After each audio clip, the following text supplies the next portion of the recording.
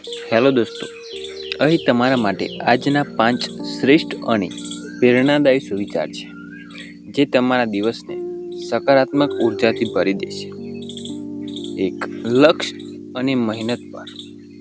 જેમની પાસે સપના મોટા છે તેમના માટે રાતો ટૂંકી પડે છે, અને જેમને લક્ષ્ય પ્રાપ્ત કરવું છે તેમના માટે દિવસ નાનો પડે છે.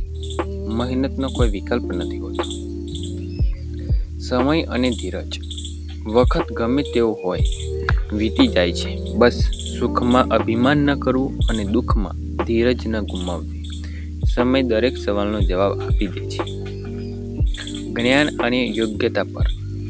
કાબિલિયત એટલી વધારો કે તમને હરાવવા માટે કોશિશ નહીં પણ ષડયંત્ર કરવું પડે.